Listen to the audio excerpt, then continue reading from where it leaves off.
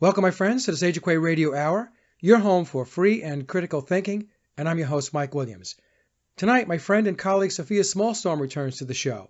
Sofia will explain how things we cannot see, like frequencies, can be very harmful to us. We also discuss the temptation and lure of technology and the impacts on humanity.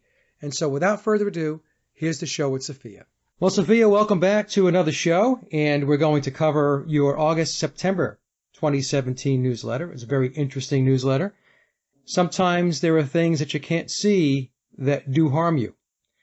And, the old adage is if you can't see it, don't worry about it type of thing. Well, we're going to talk about if you can't see it, there are things out there that can harm you. And the newsletter kicks off with Marie Curie. Is that how we pronounce her name? Yeah, unless you want to give her Polish name, Skłodowska. I don't think I'm even saying it right. So what was the intent of the newsletter to kick it off? It starts off with fairy glow. What does that mean? Mike, this is a double issue that I wrote because to contain everything in a single issue was too much. And I had to really dive deep into understanding what radiation is. I mean, we all know that radiation is bad, X-rays are bad, backscatter machines are bad, nuclear devices are bad, but we don't really know, many of us, what radiation, what is it? What is it? What is it? Right? Right. Well, we talked about this before we got started, and it's a very elusive term. Well, it's a very large term. I mean, the dictionary definition of radiation is the act of spreading outward from a central source, like she radiated joy or she radiated beauty. The opposite is true. People who radiate nastiness, they have a horrible kind of energy field and you don't want to go near them. You don't want to have anything to do with them. Well, in biology, it's the spread of a group of organisms into new habitats. In medicine, it's the treatment of a disease, especially cancer, by exposure to a radioactive substance. Now, this brings us to the word radioactive, which we also know is bad with a capital B, right? Right. So I went to Marie Curie's writings. I had seen a film on Turner Classic Movies called Marie Curie, and it was from 1940-something, early 40s. It starred Greer Garson. And Greer Garson had been very fascinated with Marie Curie's life. And I found the movie very, very interesting. I then wondered, of course, well, how closely did it follow Marie Curie's real experience? But Marie and her husband, Pierre, who was actually into another topic of research, and he left it to join her in her incredibly arduous quest to isolate what it was in pitchblende that was so radioactive. Now, pitchblende is a rock. It's an ore. Actually, pitchblende is a big mix of lots of different metals and materials, and it's very dense. And Marie Curie was looking for whatever it was in pitchblende that made it so radioactive. And she writes, I found, as I expected, that minerals of uranium and thorium are radioactive. This is what they already knew. But to my great astonishment, I discovered that some are much more active than the oxides of uranium and thorium which they contain. A specimen of pitchblende, which is an oxide of uranium ore, was found to be 4 times more active than oxide of uranium itself. How could an ore containing many substances which I had proved inactive be more active than the active substances of which it was formed? So by active, she means radioactive. She means that these substances they're unstable and they give off particles. And that's what radiation is in this context. There are elements on this earth that are, fundamentally in the class of metals, and they are not stable elements. They're constantly giving off particles that are even subatomic particles. So she says here, The answer came to me immediately. The ore, pitchblende, must contain a substance more radioactive than uranium and thorium, and this substance must necessarily be a chemical element as yet unknown. Moreover, it can exist in the pitchblende only in small quantities, else it would not have escaped the many analyses of this ore. But on the other hand, it must possess intense radioactivity since it produces such remarkable effects. And that's when she began trying to isolate this unknown element from pitchblende. And she used chemistry for that. She used her husband as well. And they were given by the university in Paris a very, crude workshop. They were in that place for years and years and years. And they were isolating this thing. And they used tons and tons of pitchblende ore that was considered a waste. They had obtained it from the Austrian government. The uranium had already been extracted out of it, and still it was radioactive. And I found it very interesting that the transport of these tons of pitchblende that Marie and Pierre labored over, tons, literally tons, was paid for. The transportation benefactor was Baron Edmund de Rothschild. Yeah, go figure. Now, Sophia, this was over 100 and something years ago, too, right? I want the audience to kind of get context. This isn't 50 years ago or 60 years ago. When was Marie Curie doing this work?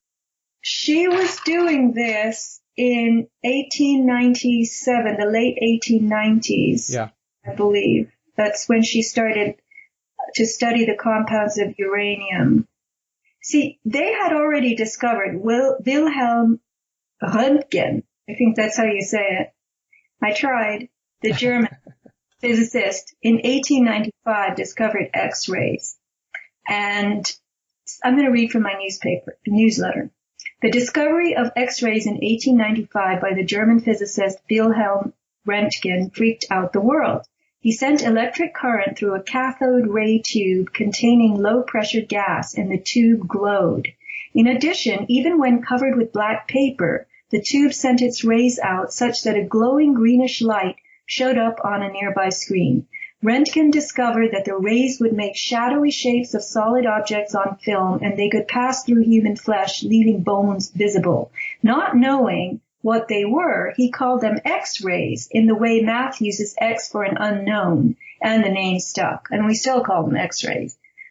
So, at that time, the late 1890s, science was discovering properties that could see through other solid forms. That's a very bad way of putting it. But the following year, I'm going to read from my newsletter, French scientist Henri Becquerel, working with fluorescent minerals, put an unfinished experiment in a drawer and found when he opened it that a bit of uranium he had placed on photographic film and wrapped in light-proof paper had left its image on the film anyway, even after being shut up in a drawer. And, Marie Curie wrote that a new radiation was being established. Becquerel, she said, succeeded in demonstrating that uranium and its compounds spontaneously emit rays that are able to traverse opaque bodies and to affect photographic plates. And her question was this. Here was a substance, uranium. She's looking at Becquerel's uranium that he wrapped up and put in a drawer. Substance emitting spontaneously and continuously radiations similar to Röntgen rays, yet ordinary Röntgen rays can be produced only in a vacuum tube with the expenditure of energy. But what process can uranium have that furnishes the same rays without expenditure of energy? This is what they were really puzzled about. How is it that some of these elements can send off rays and you're not electrifying them or doing anything to them? Yeah. So they have a property within themselves. And that's what led her to isolating radium. She had to pour acid on pitchblende. She had to separate it. She had to make certain things, steam off in this acidic cloud, and she would boil and stir. I mean, she writes here that she was exhausted, physically exhausted doing this work.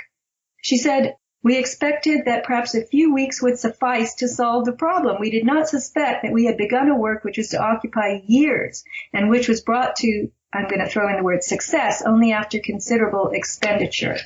Now, what was her background, Sophia? As I was reading your newsletter, she seemed to know an awful lot about doing this work. We're going back into the late 1800s.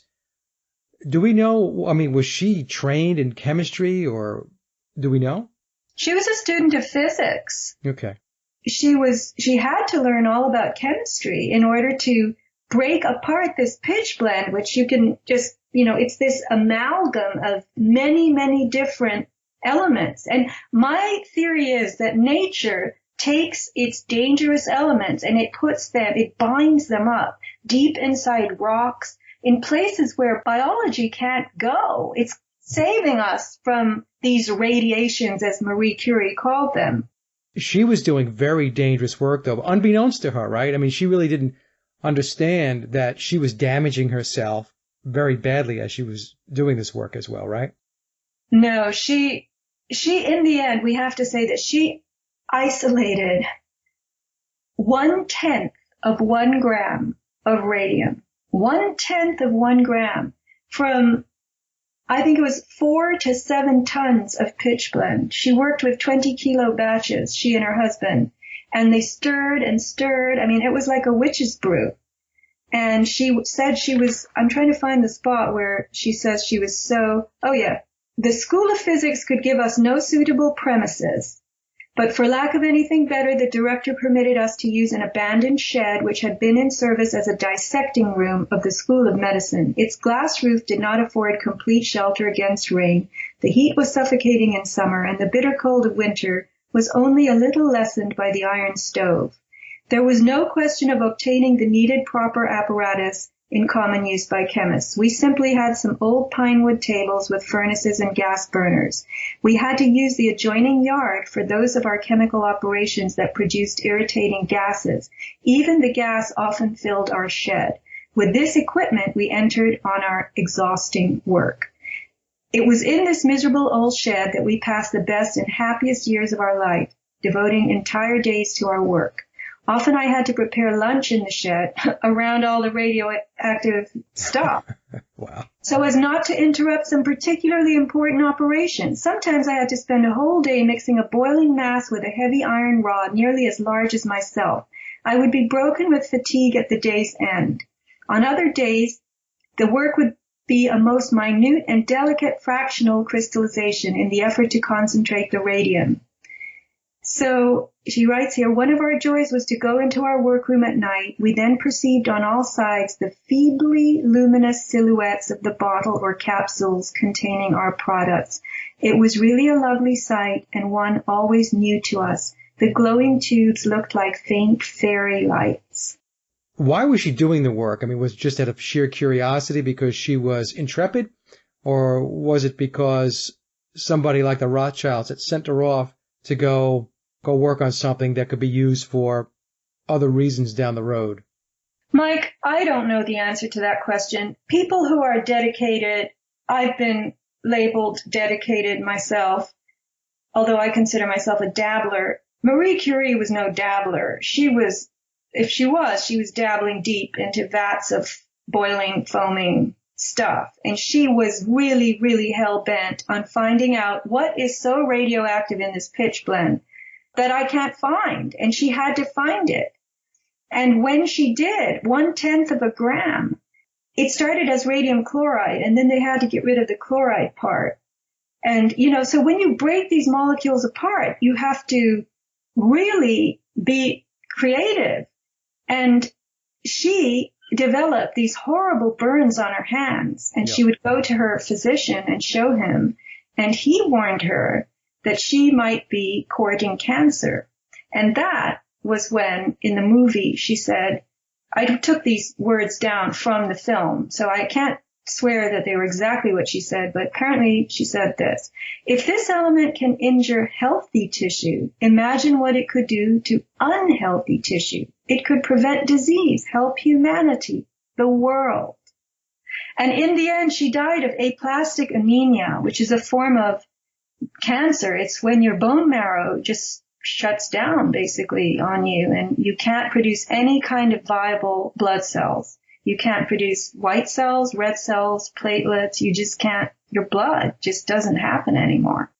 It's kind of a weird logic for somebody who is so bright, if the quote is true and accurate, by saying, hey, look what it can do to healthy tissue. Imagine what it can do to unhealthy tissue, right? So, I mean, that was kind of weird to me when I read that, because your first inclination would be, well, if it's damaging healthy tissue, you probably should stay away from it. You know what I'm saying? It would seem kind of odd that somebody who, with that level of intelligence, would say something like that. This was very early in the process of experimenting with the unseen energy, and that's what we're going to get into in this discussion, I think. The early days of X-rays were fun and games. It is really laughable to us how blithe people were about doing this radiography, as it was called. You had Röntgen rays were the fashion of the day, I wrote in my newsletter. On the Boulevard des Capucines in Paris, people gathered to see their bones appear on a shimmering screen. This was fortune telling. They would, project your skeleton on a screen and then read your fortune, psychic reading. So people were bathing themselves in X-rays. Yeah. And physicians, physicists, electrical engineers, shoe stores had X-ray machines to find the right fit for every customer for their shoes. They would X-ray their feet, Yeah. They X-rayed people to try anything, cure the common cold, sexual dysfunction. And they found that when people were X-rayed, a nice long X-ray, their hair would fall out. So then for a while, X-rays were used as hair removal techniques. This is comically horrifying to us. But at that time, they didn't know anything. And they figured that because people felt no pain, these treatments were safe, because pain is your indicator, right? Right. Well, that goes along, and we'll get into this, I'm sure, with all of the Wi-Fi and all of the electromagnetic frequencies. People still have that same mentality, right? They can't see it, they can't feel it, so it's not doing any harm. And one of the narratives you have here, or one of the quotes you have, says, before 1900, it was assumed that anyone competent enough to be a good photographer could interpret a radiograph. So they were just basically giving it out to anyone. Right. But a few people, who had assistants constantly exposing their hands and their limbs and running X-ray machines, those assistants had tremendous problems. Yeah. So Clarence Daly was Thomas Edison's assistant, and his hand was imaged by every X-ray tube that Edison created. And they were creating different kinds of these scopes, fluoroscopes. Everybody was playing around, and people who exposed their limbs to X-rays had to have amputations. Even Edison said in 1903, "Don't talk to me about X-rays, I'm afraid of them." So, in 1917, we really got slap on the head with the proverbial iron skillet, because that was when the radium girls started to suffer soon after that. They were the watch face painters. These are the watches that used to light up? Right. The radioluminescent watches became something that the military wanted a lot of. And so these women were hired by United States Radium Corporation starting in around 1917 to paint the hands of the watches. And the paint was called Undark. And they got the ore from Undark mines in Colorado and Utah. And these women would put the tip of the paintbrush in the corner of their mouth and in their mouth to kind of give it a point to paint the hands of the watches. And so they were ingesting this highly radioactive paint, which is what caused the paint to glow. And they began to suffer from all kinds of sicknesses, necrosis of the jaw, anemia. You can look up the Radium Girls. It's very famous.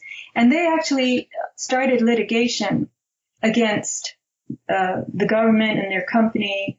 And I wrote about this in another newsletter, so I'm not going to go into it now. But Curie, everybody was fascinated with this glowing in the dark, these radioactive isotopes. And Curie carried vials of radium in her pocket and continually drew them out and talked about how cool they were.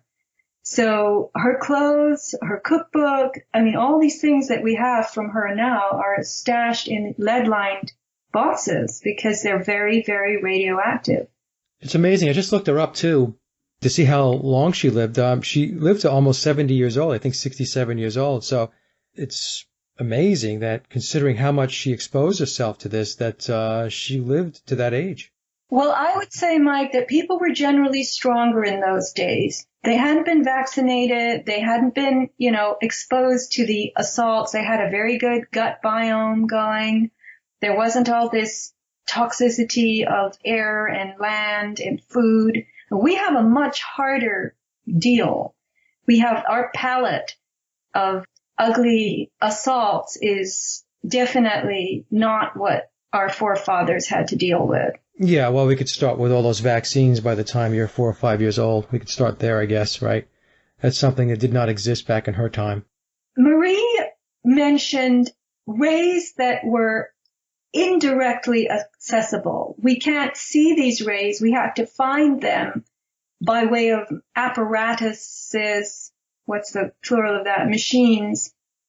And she talked about the spectrum. Now, we're very familiar with two parts of the spectrum, what she called the luminous spectrum, which is the visible spectrum, and the spectrum of sound waves, that auditory sound that we hear.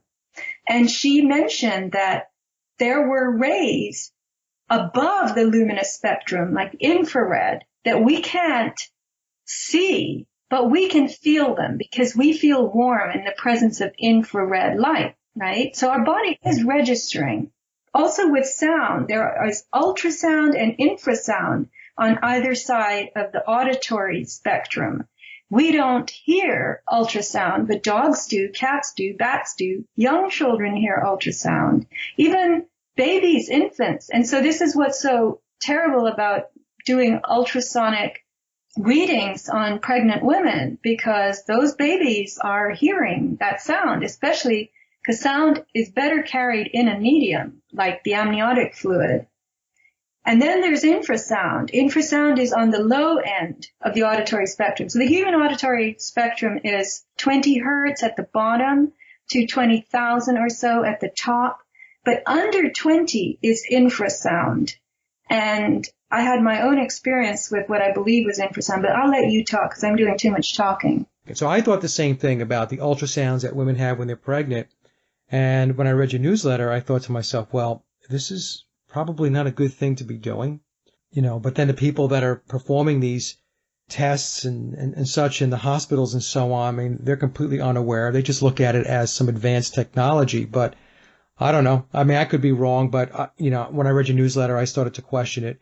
But the infrasound was very interesting to me because this is a sound that are made by like elephants, as an example. I think you put in your newsletter, how they communicate I equated it to, and you can correct me if I'm wrong, the very low frequencies. What do they call them? ELFs? Extremely low frequencies. And ELFs are used by the government to penetrate the ground. And ELF is one of those frequencies that can create earthquakes. So it's definitely something that can be felt. In other words, it's real. Because we can't hear it doesn't mean it doesn't exist. There are animals that communicate in that bandwidth. And when I read your newsletter, I'm thinking, well, the government has harnessed this knowledge and is using it, of course, for the things that they normally use it for, which is not to the benefit of humanity, right? For weaponry and the such. So I found that, very, very interesting.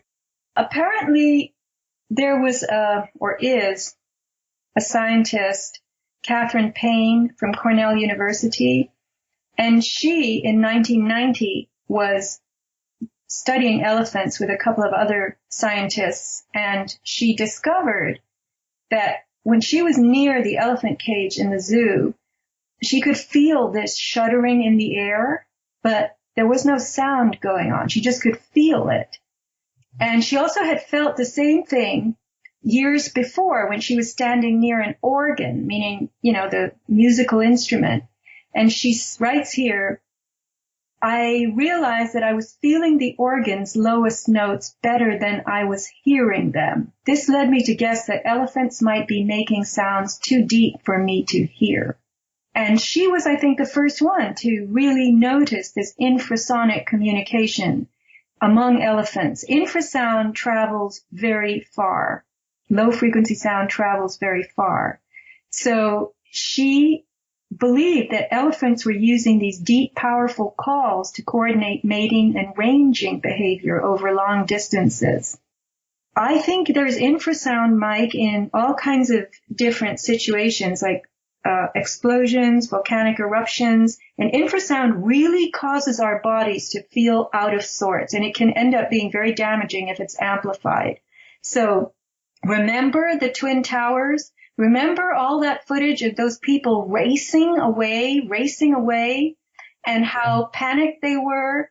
And I think on some level they were also racing away from the source of this infrasound, not just the explosions themselves, but the vibration that is so unsettling to the body. So I was looking up infrasound on the internet, and there is this YouTube video titled The Coolest Thing Sound Waves Can Do. And it explains that the resonant frequency of the human eyeball is 19 hertz. So if you create infrasound at that vibration, that oscillation, 19 hertz, you will damage vision. And if you amplify that, you will disrupt breathing. And if you shoot this frequency through the ground, your skeleton will vibrate and you will feel joint pain.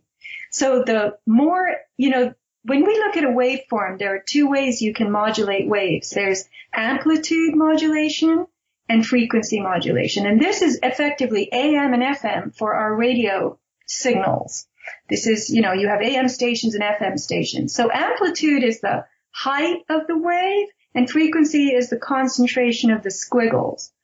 I am fascinated by how machines using transducers can change the amplitude and the frequency of waves.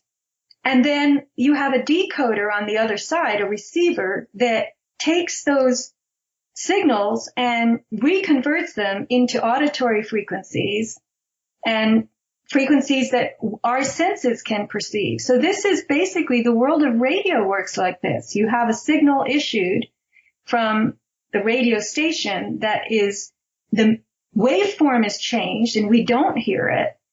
But then we have our receiver, which collects that waveform, receives it, and decodes it so that we do hear it. So man has used machines to alter waveforms to facilitate whatever, our lives. And I interviewed Janice Barcelo. This is a good interview. You can hear it on my podcast page. But she mentioned that frequencies that are in nature are within biological tolerances. And I would add that when they're not, they're hidden away. People like being around whales and dolphins because they have such healing energies, and they're using communication methods that we can't hear. They're using infrasound, whales, and ultrasound as well. But when you end up really tweaking beyond what nature does, what animals do, then you start harming biological life. And that's the direction we've gone in. Yeah, well, that was my point before, that we're taking this knowledge, and I say we, not you and I, obviously, but those that like to control, and, they're using it for purposes that are damaging. It's like they are distorting nature and elements of nature so that they can turn everything upside down on its head. You were talking about before, Sophia, too, about feeling these infrasound frequencies. And when you were speaking, I was thinking, well, when you go to a concert, like a rock concert, you can feel what you think is bass, but it's just vibrating through your body. When you're driving and these kids have these cars and they have this big booming bass, and everything is vibrating. Their car is shaking. Your car is vibrating. To me, maybe that's another example of that type of frequency that is permeating human society. Like I said, as you're going through this, I'm thinking of ways that these discoveries and this knowledge is being applied. And obviously, I'm not coming up with good applications. I'm coming up with things that aren't so positive, but in any case. Let me then take us into this discussion of transduction. So the process of changing energy from one form to another is called transduction. And I'm going to read from my newsletter because it's better said there.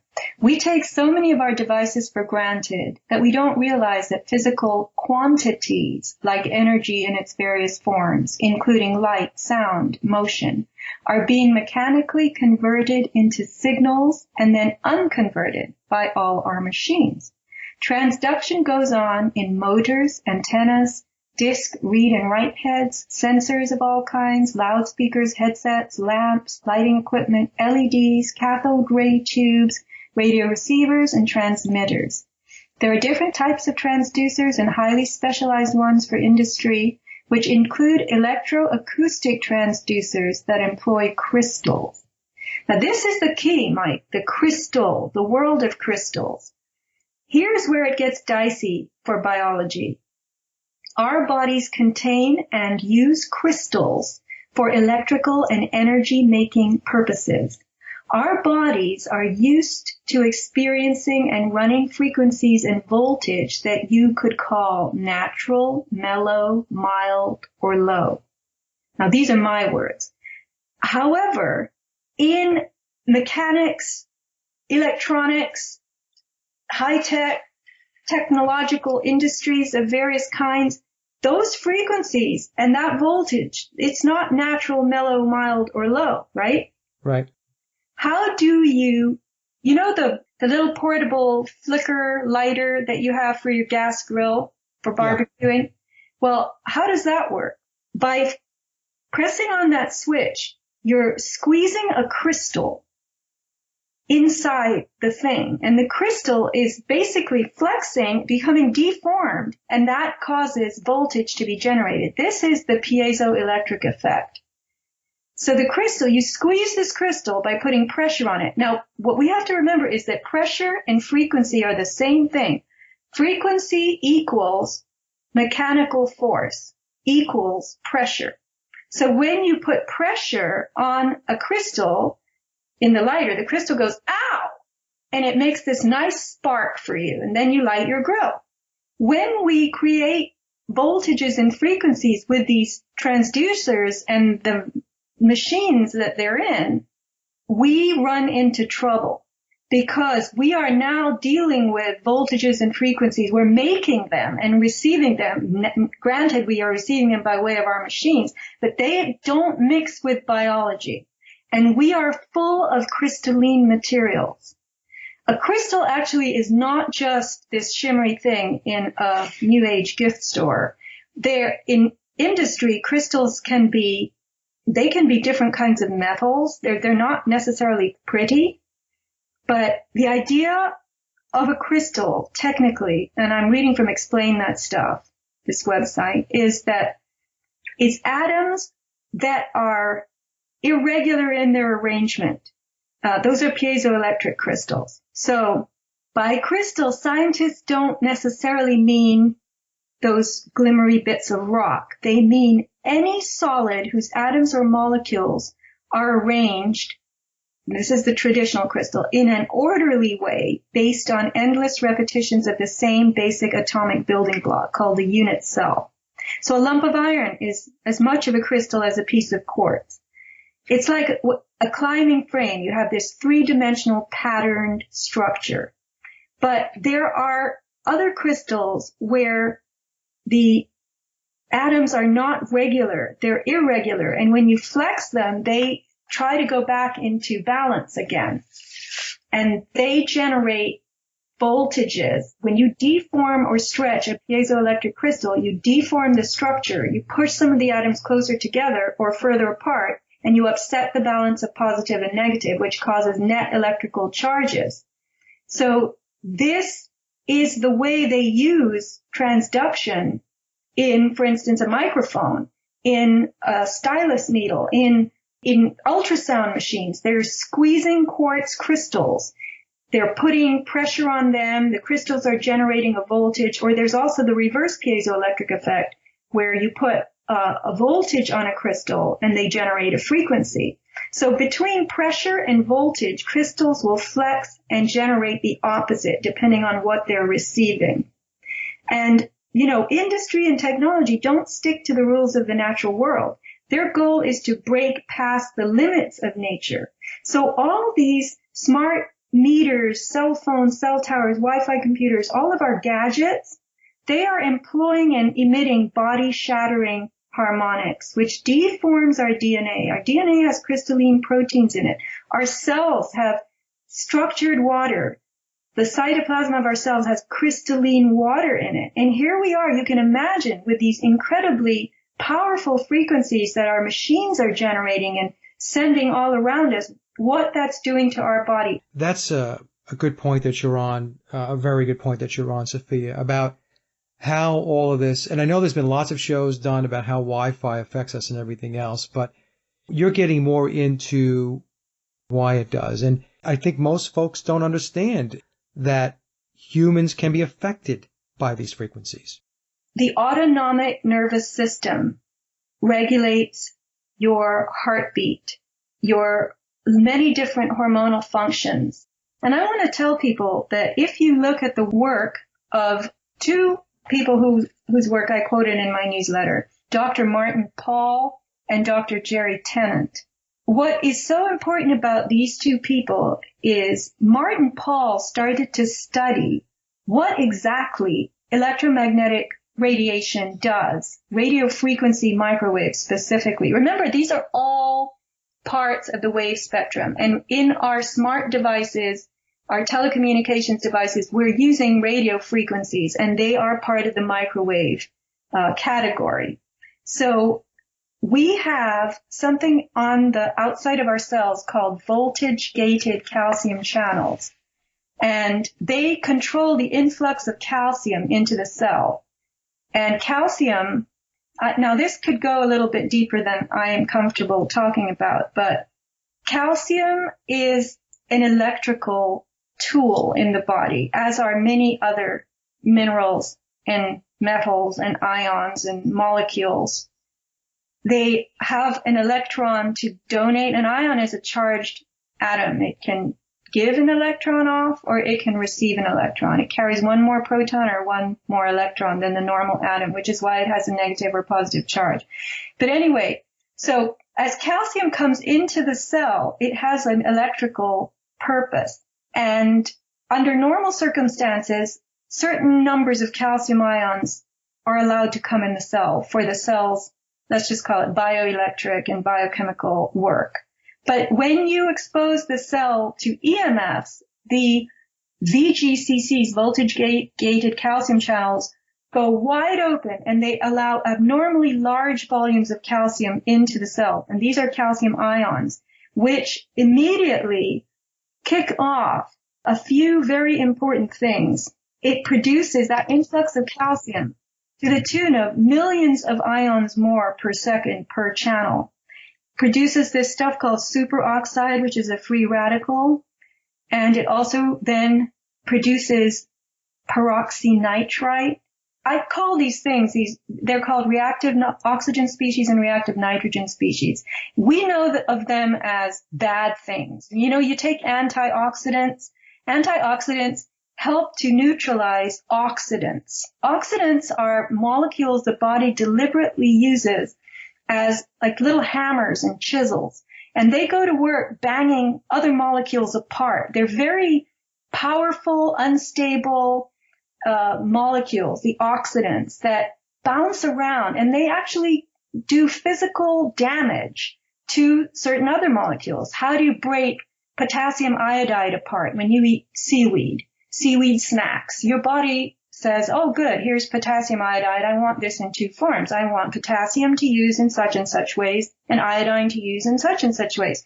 So your thyroid deploys hydrogen peroxide and thyroperoxidase, which it makes itself. Those are oxidants, and they work like hammers. They go bang, bang, bang, bang, bang on the potassium iodide molecule, and they break it apart into potassium and iodine.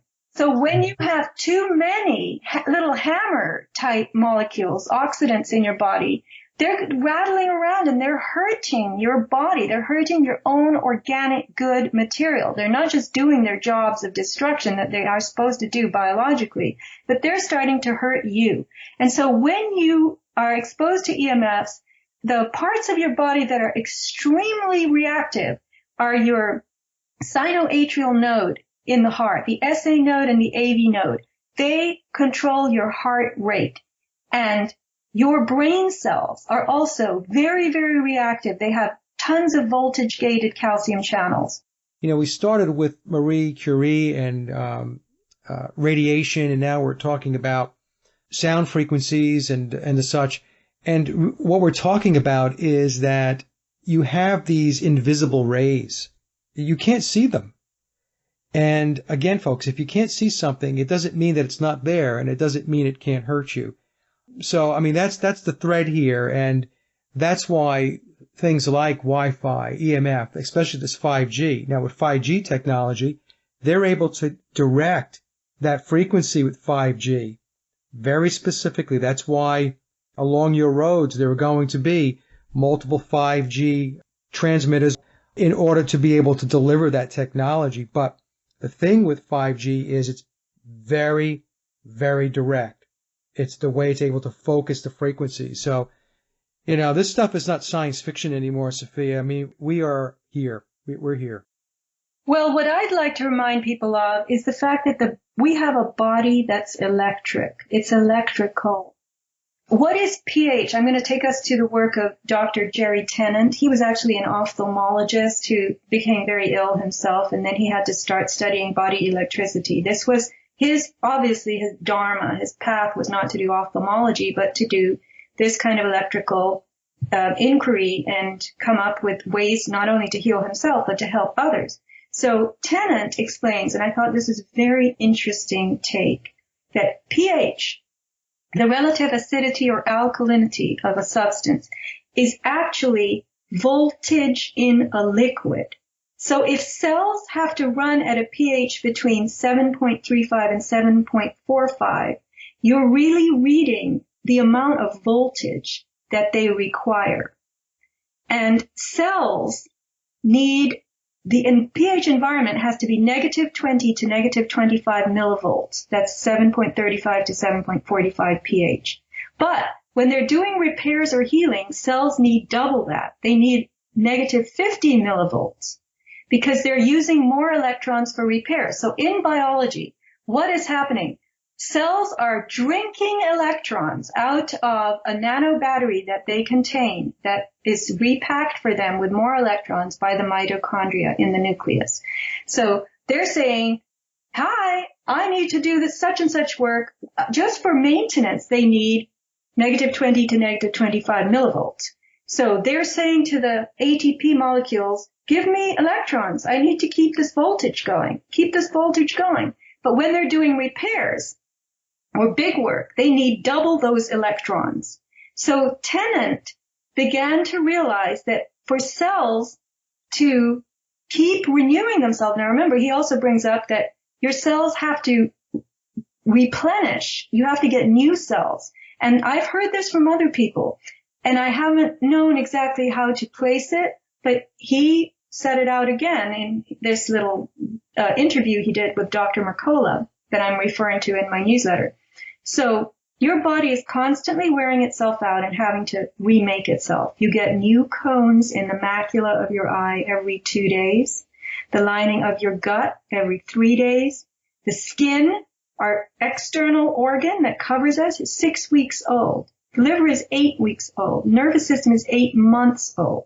And chronic disease occurs when you lose the ability to make fresh cells that work properly. And then he talks about battery packs, which I never really knew at all. And he says that our body has 4 major battery systems in it. Now, what do batteries do? They give electricity. They're portable. electric generators, right? So he tells us, now this, because it's one of my favorite subjects, I loved hearing it. The muscles are piezoelectric. So that means they have crystals in them. And when you engage them, when you squeeze them, when you contract your muscle, when you stand up, when you walk, when you play tennis, you are actually squeezing these crystals and they're generating voltage. And that's the work you're doing. So he says to recharge the muscle battery pack, all you need to do is move and exercise. That's why movement is so crucial. That's why people die when they're too bedridden, right? They start expiring. You have to keep moving. Everything in the body is electric. The cells are always wanting electrons. The mitochondria are always trying to find electrons to put in the ATP so that the cells can use those little batteries. Then the cells themselves in their layers are battery packs. And he says, Dr. Tennant, that each stack of muscles is connected. Apparently, maybe it's through acupuncture meridians or some electrical channel in the body to nearby organs. Now, this is his theory. He says, together the muscles stack, layers and layers of muscles that are this muscle battery pack, and the surrounding fascia. Fascia is that membrane. It's that whitish, when you cut meat, you see it. It's a semiconductor, he says. It's a metabolic molecule designed to move electrons. And he says that the fascia and the muscles together serve as the wiring system for your body, and they carry voltage from the muscle battery as you move to the fascia to the whatever organ they're connected to. Now, Sophia, going back just for 1 second, going back to Dr. Jerry Tennant, in your newsletter, he says, and you had mentioned this, to run properly, cells need a pH environment between, I guess, the range of 7.35 to 7.45. And that, if I remember my pH scales from when I was back in high school and college, that's in the middle, right? Is that kind of a neutral zone? Yeah, pH 7 is neutral. And I think that they need to be slightly alkaline. So up is alkaline and low is acid. The body has to be slightly alkaline, which is why 7.35, 7.45, that's not acid. If it was 6.75 or something, it would be acid. So 7's right in the middle. Okay. And when you have too much expiration, when your cells are electron deficient, they become acidic.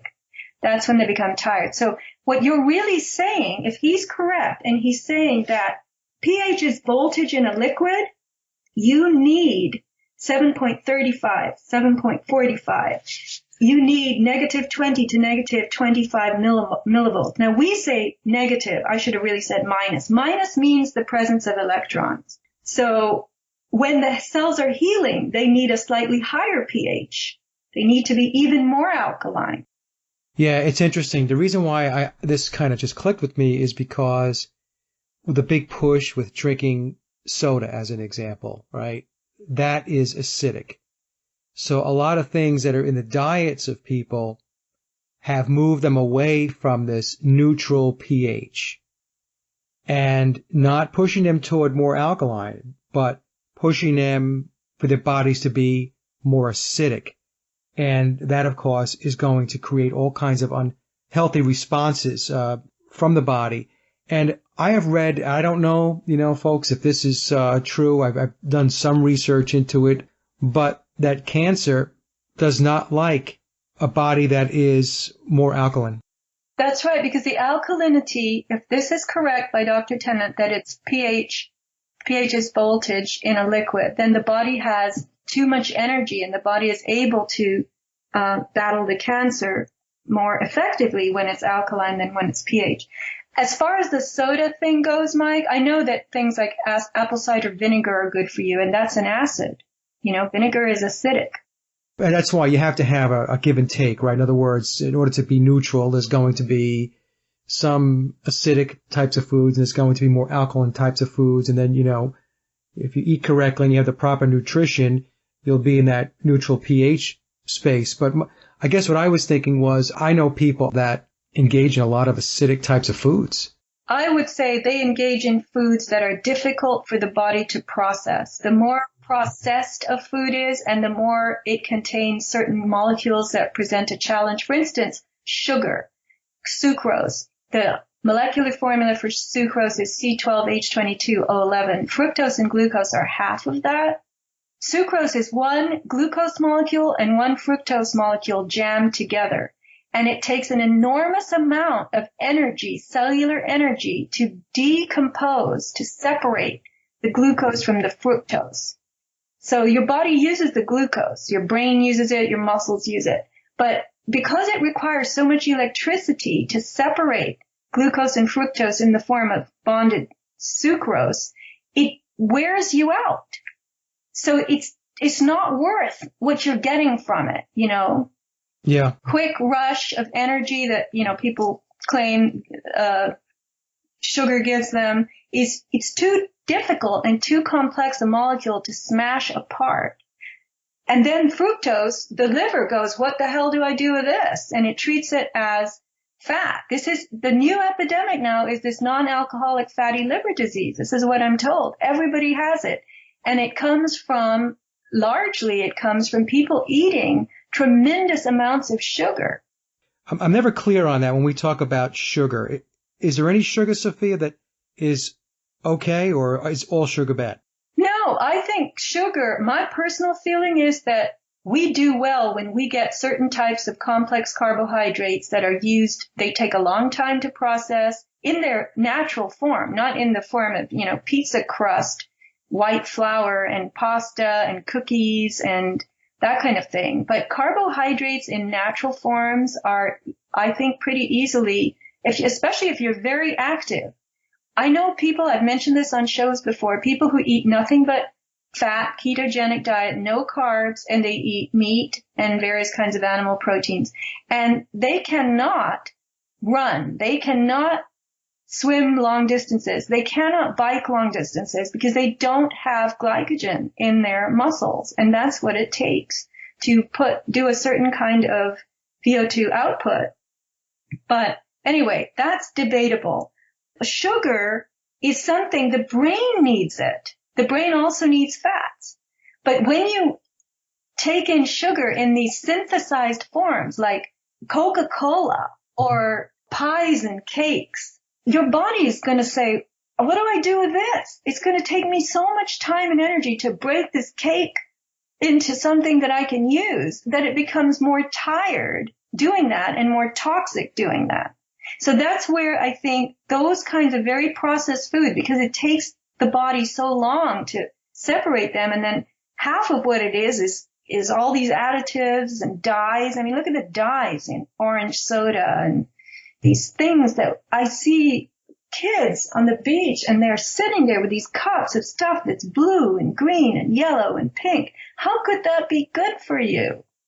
And the body is just, you know, bewildered at what it has to do to process this stuff. This is what's so sad about the diets of people, and also what's very sad about medicine, Western medicine, is because, you know, somebody comes in with ailments and they very rarely ever address the diet. It's just amazing to me, because you're absolutely right. The body takes in this stuff and it doesn't know what to do with it. It's a foreign substance. You're taking in these chemicals. The body is not supposed to take in chemicals. And so when the chemical gets put into the body's like, what in God's name is this? What is this? What am I supposed to do with this? And by the time it figures out, if it can, what to do with it, you've become sick. You've gained weight. You're breaking out in rashes, whatever, you know, and people just don't get it. A lot of people don't get it. Of course, some people do, but many people just don't get it, Sophia. And I know I digress there, but I got in this whole pH thing and it just took me down a road here. No, it was a good place to go. I say, you know, if you look at something and you can't figure out how it's made, don't eat it. Right. You know, if you look at a blue liquid in a plastic cup and the cup has a cartoon on it, don't drink it. Yeah. Anyway, I derailed you there a little bit. So you were still on Dr. Tennett's material. Well, Dr. Tennant is obviously a man who has created a language of his own, and I can't plumb that language in just a little bit of dabbling into Dr. Tennant, but he makes these modulators that pulse energy, electrons, basically electricity, TENS units. They're called TENS, and he has many different ones that he's designed, and they're supposed to promote healing. You put them next to or against your body, rather, and they pulse electricity, and that voltage is used. It's calculated by him, I guess, to, help your cells repair themselves. But I, too, believe that if you receive electrons through grounding, through going outside, through grounding, again, in a modern way, which is plugging into that wall outlet with a ground pin. And you have to know exactly what you're doing. You have to buy a system that allows you to do that. You're getting what's called free electron transfer. And that is going to also help your cells, because that's how we were designed, Mike. We were designed to be walking about outside. You get some electron transfer from sunlight. You get electron transfer from falling water, rain, waterfalls, ocean waves, flowing rivers. This is why people like to go to those places. They like to stand by a waterfall. They like to walk on the beach and listen to the ocean crashing around them. And, this source of free electrons is gone from our modern lives. We are sitting inside with, look at you, with headphones, guitars hung on the wall, a black t-shirt. Please, why aren't you outside? Where are you? Under an oak tree? I'm grounding. I'm upstairs and but I'm grounding while I do this interview. I am grounding. I'm getting free electron transfer. I'm going to shut off my video camera. But really, we have to supply our body with what it needs. Otherwise, it's going to fall behind. And then we're going to become old and tired and crotchety, and our systems are going to start failing. And what happens in the body is it sacrifices secondary, tertiary systems, organs, structures, the health of those cells, because it wants, of paramount importance, is to keep the brain, the heart, and the lungs going.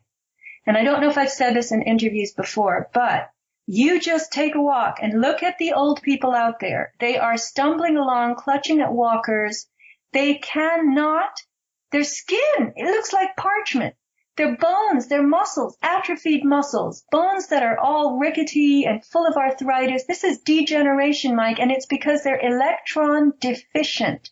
Their body is taking energy from those systems, bones, skin, muscles, and saying, I got to use this for the heart, the lungs, and the brain, because that's what I require to stay alive, right? Right. What's wrong with my black shirt, by the way? It's a Gibson shirt. Oh, God. Yeah. It's great. You like it, I like it. Yeah, sure. Okay. What I'm going to do after this show is I'm going to mow the lawn barefoot. Good. And what temperature is it outside?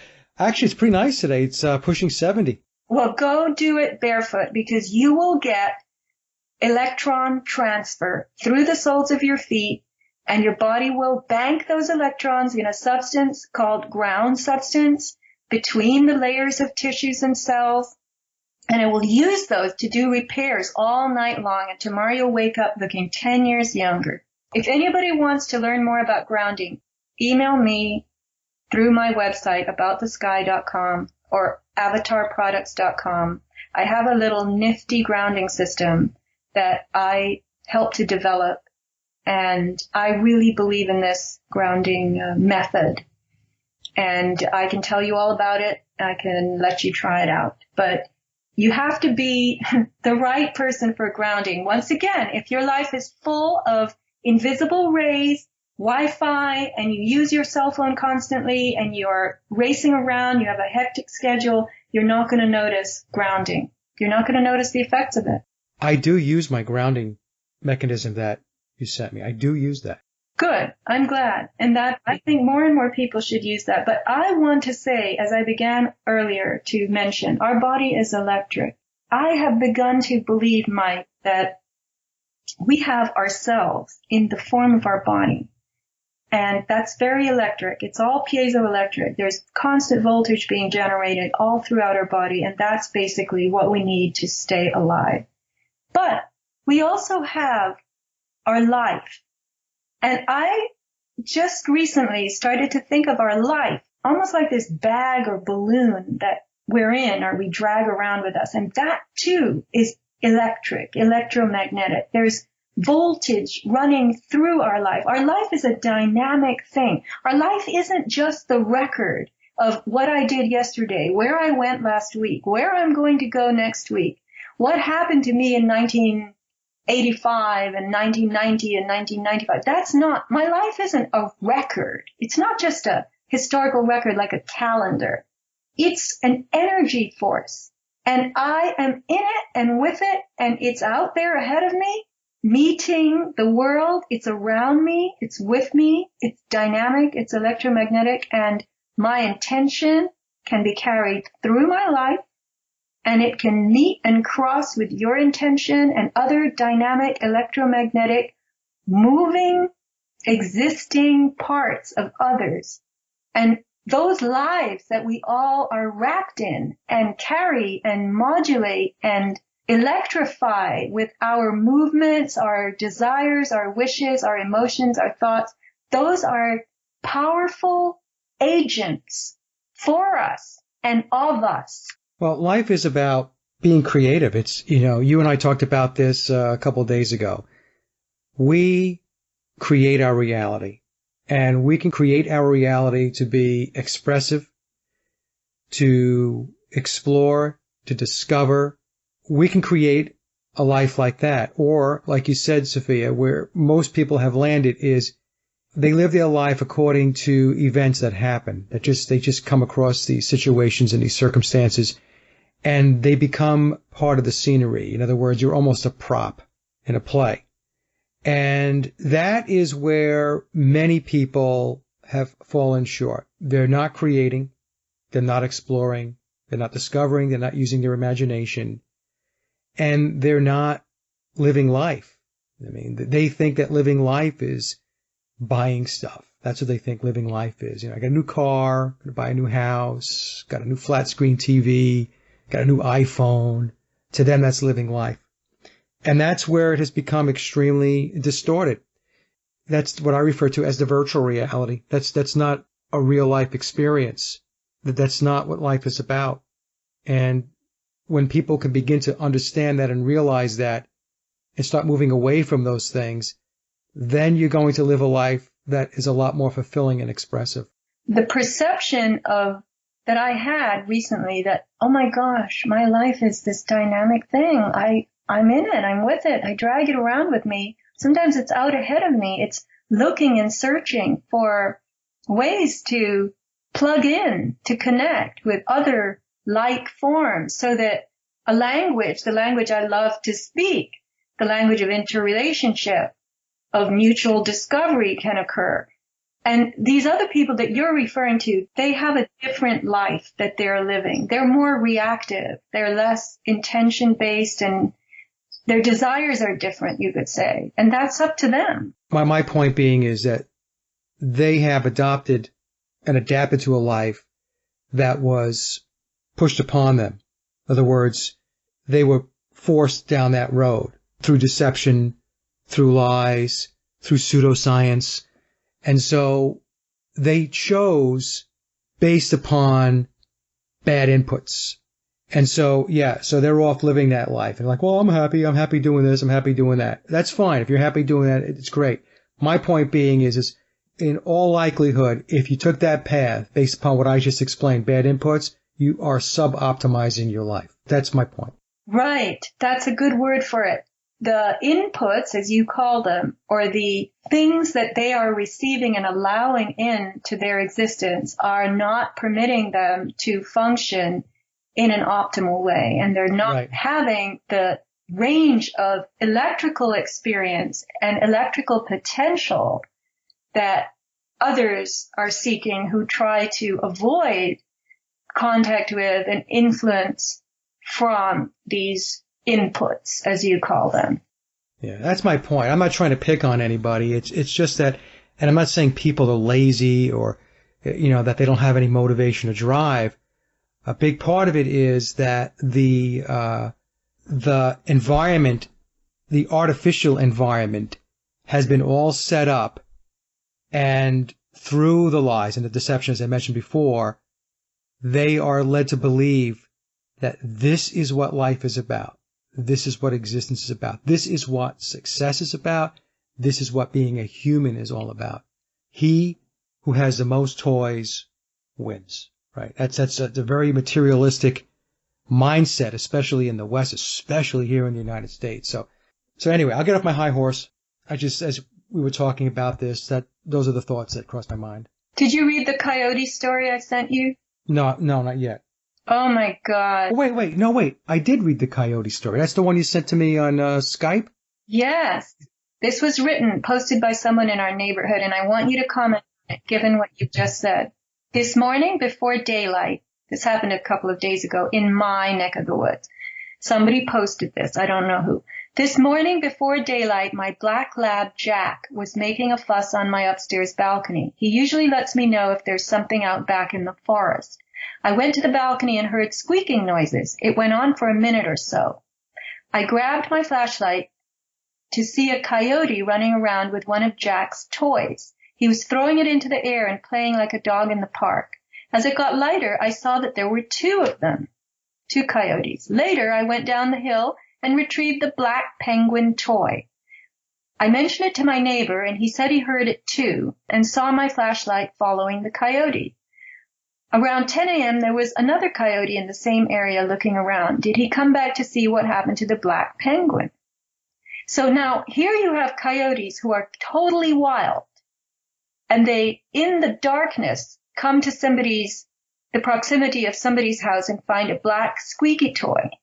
And they start playing with it, tossing it in the air, catching it, and making it squeak.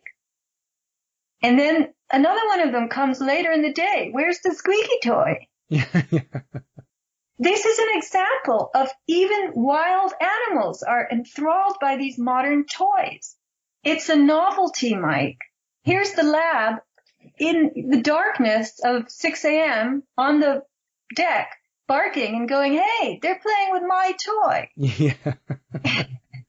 And the coyotes are having a blast. They in a few seconds, they learned how to toss this thing in the air and make it squeak when they caught it. Yeah. To me, it's a fascinating little tale. I mean, the news went around the coyote hood that there's a black penguin squeaky toy over at that house. Go and play with it. Yeah, he went back home. He's like, hey, I found the inner world. It's like the new iPhone. Quick, line up. It's got toys and all kinds of stuff. Well, I mean, it's a good analogy, to go back to what we were talking about before with humans, new toys, new gadgets. It's enticing.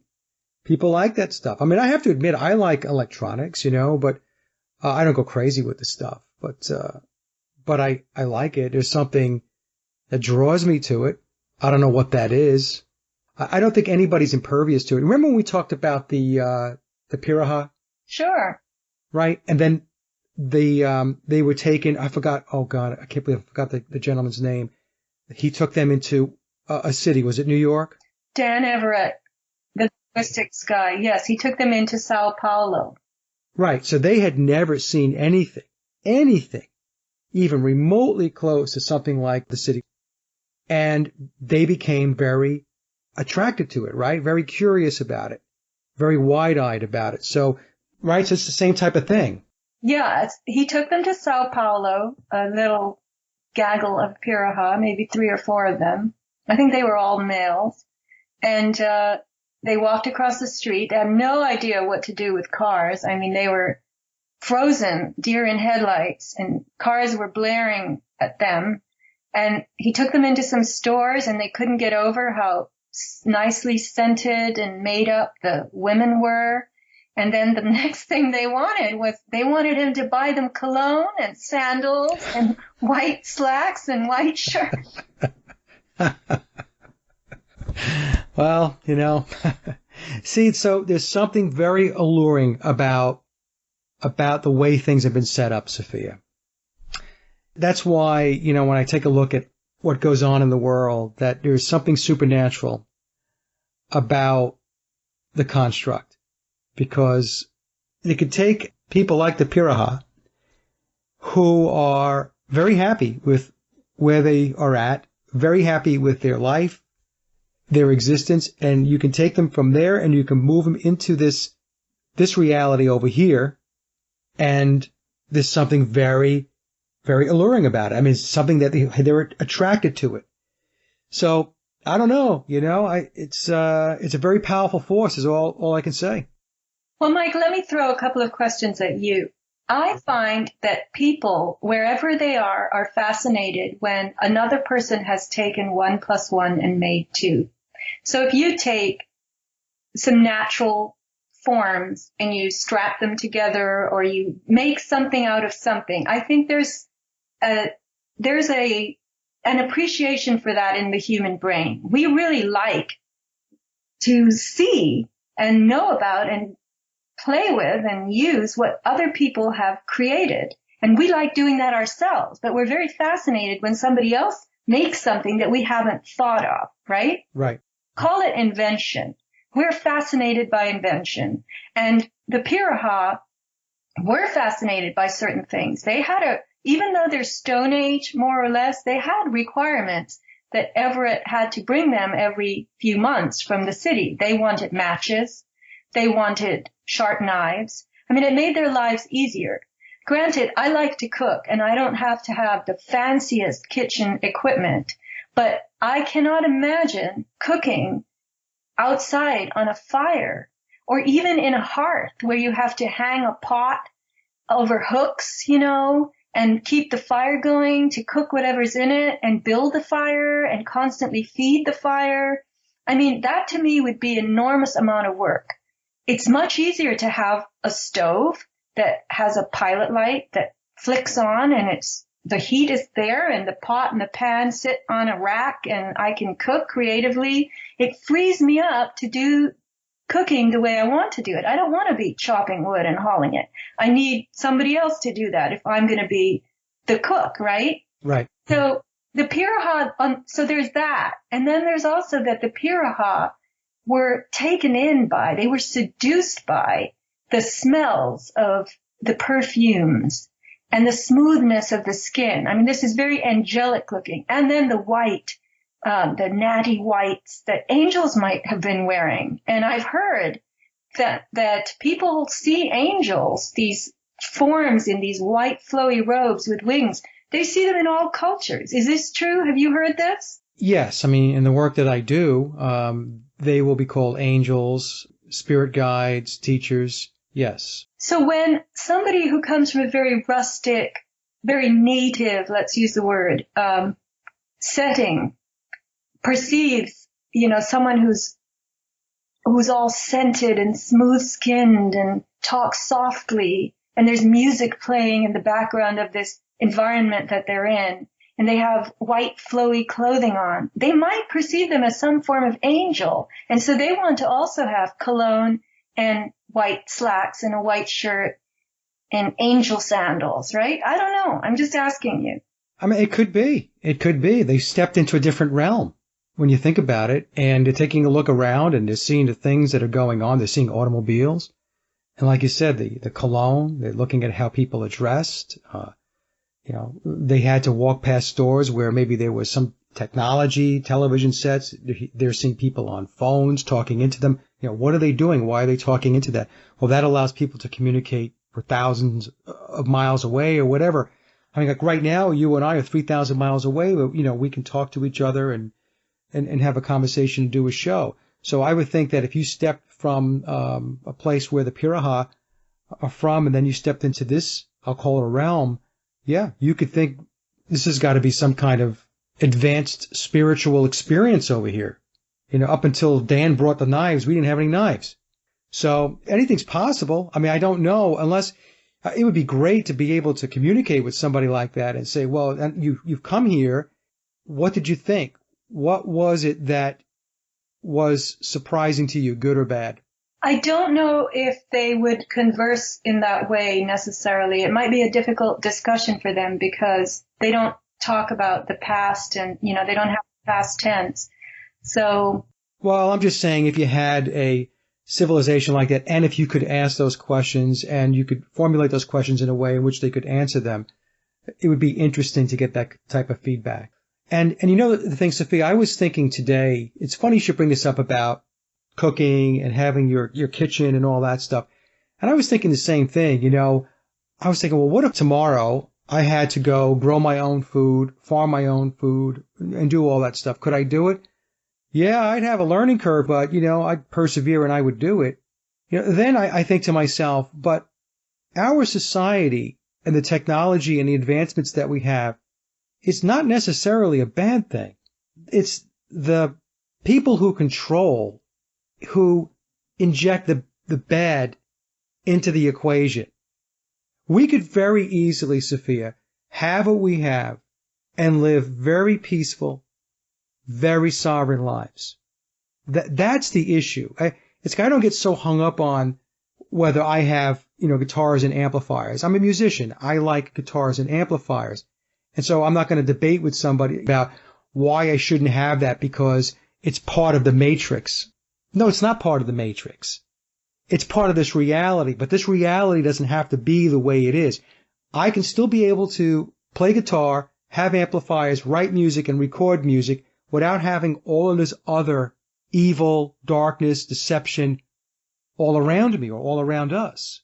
Well, what you're saying is that you have a love for creating music and manipulating notes so that you can make more and more music, make it louder and softer, save it in the form of a recording, and you are appreciating the technologies that mankind has developed for purposes of doing more with music. So you have transducers, ultrasonic elements in your microphones and your, elements that create amplitude modulation in your technological apparatuses. What's the plural of that? Apparatus? I don't know. Don't make me Google it. But anyway, and that's bringing you enjoyment, just like a stove and, cars, even the joy of being transported without having to hitch up a wagon, which is also a technological invention, a wheel and a horse, or go on foot, which would take you a long time. Imagine how long it takes to walk 10 miles and how long it takes to drive 10 miles. Right. So we are engaging to a limited extent in the use of technologies that enable us to express ourselves in ways that make our lives happy. And when you see, when you go downtown, and remember that song, Halston, Gucci, Fiorucci, it was some disco song, but you go somewhere where you're surrounded by Halston, Gucci, Fiorucci, and malls and flashing lights, and you're in an altered reality. It's very sensorially stimulating, and your senses are trying to take all this in, and it is like what you say, it's transcendent. You have transcended into a place that you never had any experience of. You didn't know a place like this could exist. You're in a different realm, a different dimension. I mean, that's how they're probably looking at it. Right. And they have to figure out that, wait a minute, this is the same dimension. It's just had the introduction of a lot of different mechanical things that have changed the speed of things, the perception of things, the experience of things. And that's what our world is today. Our world is flooded with mechanical, technological additions that have changed our experience and our perceptions in ways that aren't necessarily good. And what we have not realized is many of these apparatuses employ the alteration of waves and waveforms, and they create invisible rays that we can't perceive, that they serve us in ways that we have become addicted to and very used to, but we just don't know what is happening to us on the biological and cellular and electrical level. And Mike, this is where the newsletter went, we forgot to mention it. Our addiction to the electromagnetic radio frequency world. We are addicted to it. I know so many people who've told me, oh, I can't live without my cell phone. Don't tell me how bad it is. I don't want to know. I know. Yep. That's how people are. I mean, they can't live without their flat screen TV. They can't live without their 6,000 channels on Dish Network. Lying in bed with the flat screen on the wall in front of you, eating Fritos, drinking Coke, and having an array of medications next to you, a heating pad or two, that's it. Yeah.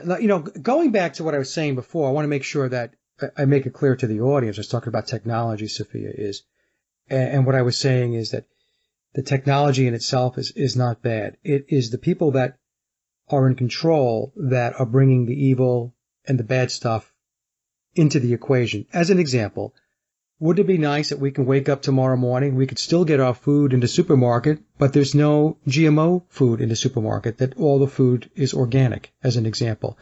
Would it be nice that we can wake up in the morning and we have water purification plants? That's technology, but there's no fluoride or any other chemicals in the water. We can wake up in the morning and we can step outside and there's nobody spraying the living shit out of the skies with God knows what raining down on us. That was the point I'm trying to make. Yes, it's technology. Airplanes are technology. Technology is all around us. But the technology can be used for purposes that are clean and that are a benefit to humans. And I don't mean a benefit because you can get 14 football games, folks. I don't mean that. What I mean is technology that can genuinely enrich your lives with whatever it is that you're looking into, that you want to explore, you want to discover. Technology that it frees you up to be able to put more time into a hobby or something that you really like to do without all of the nastiness that has been baked into this cake. That was the point I was on before. I want to make sure I was clear about that.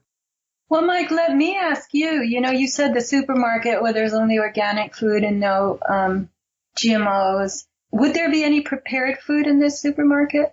I don't know. I mean, I guess it could be prepared food. I mean, if it's prepared and it's prepared organically and, I guess that would be okay. I know that the segue into healthier stuff, I don't believe it's going to really happen in any great way here. We're going to be seduced, by, like, I saw a giant semi pass me for a grocery store and it was emblazoned in it had the biggest painting, photographic looking illustration on the side of the apples and oranges, and it said Albertsons organic produce. I mean, it was as big as the truck, this advertisement. And I'm thinking they want to drag everyone in there thinking they're good, and they still selling bleach and toxic detergents and cleansers and prepared food in cans that's full of terrible stuff and food liners in their whatever. You know what I'm saying? Yeah, no, I know exactly what you're saying. And one of the things, too, is, one of the ways that you can clear this up, and I'm not saying it's going to happen overnight, is that they always blame the consumer. They always blame the end user on things like plastic, as an example, right? It's your fault and it's my fault that there's plastic in the world. No, it's not. I didn't make the plastic. I'm not putting stuff in plastic containers. Okay? So if you had a reality, which includes a government that was really looking out for the betterment of humans and the world, then companies wouldn't be allowed to package with plastic. Plain and simple. You see? And I know that seems like really drastic to a lot of people. They'd be saying, what, are you kidding me, Mike? Everything's made of plastic. How are we going to stop doing that? That's ridiculous. Well, hey, before plastic, how are we packaging things before plastic? In boxes, maybe, or crates, or, I wrote in a newsletter about the arrival of plastic to a very small village in, I think it was Lebanon, somewhere in the Middle East. And they had used for many, many years this big, heavy earthen jug to carry water from the well into the house. And one day it broke. And, it was devastating for the family because this thing had been in the family for decades and it was precious to them. And it also held a lot of water, but it was extremely heavy. And there was the day that, I'm just going on memory now, that some guy from some faraway place rode into the village and he had a donkey and it had, baskets on either side and they were full of plastic jugs and plastic containers. And the village was excited beyond description because now they could carry water without a big addition of, clay. It was much easier. And when you dropped it, it didn't break. And they became plastic converts pretty much overnight. They couldn't have enough plastic.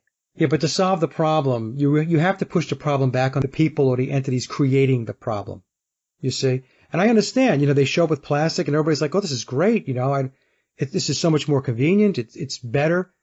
But also, people are completely unaware of the repercussions. As an example, I think you and I talked about this at a show maybe going back 2 years ago or so, where the plastics are in the oceans, right? They're in the ocean. They're killing everything. I know. Right. It's terrible, Mike.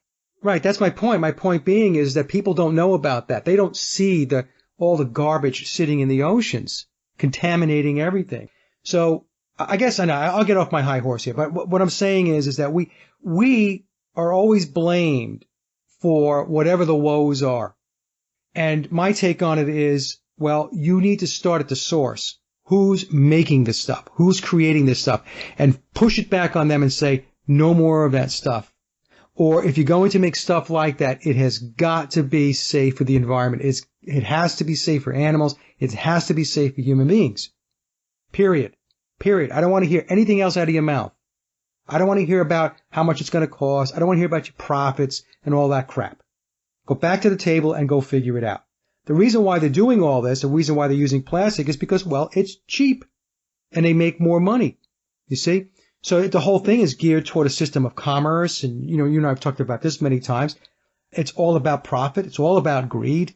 Not a care in the world about how it affects Mother Earth or how it affects you or me or our pets or anything. It's just, I don't know. To me, it's a disgrace. And if we really want to fix things, we've got to go back to the people that are creating the problem.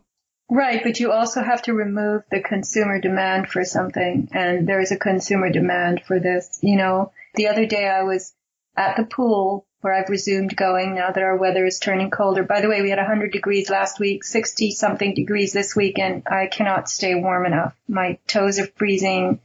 The drop doesn't give you any time to adjust. You have to adjust to 100. You couldn't take enough clothes off, right, and enough fans. Same here, Sophia. Now it's 60 and I can't handle it. But anyway, so there's a woman and she's there, watching her kid in swim lessons, and she's got the Southern California all decked out, nail polish and sandals, and she has a big Starbucks cup, a really big one, and it has something in it. I don't know what. And I thought, well, she must have stopped at Starbucks and come here with that, because I'm sure she didn't bring that Starbucks cup from home to the pool, filled from whatever she put in it at home. And I was thinking, when was the last time I went to Starbucks and bought a drink and carried it around with me for the next half hour? I cannot even remember. I don't think I've ever done that. Yeah. I mean, I might have once in a lifetime or once in a blue moon buy a cup of tea at Starbucks because I'm very cold or I have to kill time and I'm freezing. But, I don't buy stuff at these stores. I don't use their cups. And there are economic reasons that I don't do it. And there are also environmental and personal reasons I don't do it. But there are people who unthinkingly do this. And then, they have the cup and they just toss it into the nearest trash receptacle. Right. Well, that's it. You said there's the demand, but also these companies, these corporations create the demand. They create it. The thing is, we have no real humanitarian governance in place whatsoever. None whatsoever. We are at the bottom of the pyramid. It's like a scavenger, a bottom feeder, just sucking the life out of the lowest level of that pyramid, which happens to be us. We should be at the top, but we've been pushed down at the bottom because we're still in the feudal system. So anyway, Sophia, I think I took a left turn on you here. Is there anything else that you wanted to talk about with the newsletter? I wanted simply to remind people that the two individuals who discovered and were dabbling in piezoelectricity before radium were Pierre and his brother Paul-Jacques Curie. Yeah. So can you imagine what they would have done with piezoelectricity had they stayed with it? What direction would they have gone in? Pierre went to help Marie do radium instead. And I thought that was kind of it brought it all full circle for me, because we're piezoelectric, and Marie Curie and Becquerel and these other people who developed an interest in invisible rays. And now we've brought the invisible spectrum right into the middle of our lives, and it's cooking us and helping us at the same time as we imagine it is. It's all very interesting, Mike. I don't know how to comment on it except make certain observations and sit back and try to protect myself and advise others to protect themselves from harm that could come from these invisible rays. And that's where I'll end. Okay, Sophia. No, they were great observations. It was an excellent newsletter. And again, I always say this, but your ability to tie in different threads within the newsletter is always very interesting to me, because you do a really good job of that. I want to thank you again, as always, for participating in a discussion with the Sage of Quay. They're always a lot of fun. Now, before we head out, I want to do this. Your store, anything that you want to talk about that's new, improved, or just a great product that you want to talk about once more before we head out? I would like simply to tell people that you can get from avatarproducts.com cell phone shielding cases. There is a tab in the store. You can click on it and see all the different kinds of designs. You can choose, custom design. They're all made to order. And you can put your cell phone in one of these cases, and then when it's close to your body, because the case has a silver mesh lining in it, it doesn't allow the radio frequencies to penetrate into your body. And I just want to tell people that I have seen X-rays, not the direct film itself, but reproductions of breast cancer tumors caused in women by carrying phones in their bra. I have learned of hip replacements that had to be done on men who carried a phone on their hip in a holder, or holster as it's called. Too many people are using these phones, keeping them too close to the body and handling them all the time, and worst of all possible scenarios, holding them up to their head, where they cause brain tumors. A person told me that they had a terrible tumor in their adenoids, in their face, in their head, from the cell phone. There's all kinds of damage. Remember that EMFs affect your heart pacemaker cells. There's a natural pacemaker in the heart, the SA node and the VA node. And cell phones affect your brain cells. Those are the cells. And the male testes, that's the third. So carrying the phone in your pocket, please look at the cases. They're not very expensive, $25, $30. And they will certainly do something to mitigate the effect of these cell phone frequencies close to your body. And the other thing I want to bring to people's attention is something you and I were discussing earlier. I don't sell it, but it is possible to convert your Wi-Fi into an wired transmission of internet accessibility. Call up your service provider, tell them you don't want Wi-Fi anymore and you want to have Ethernet wired service.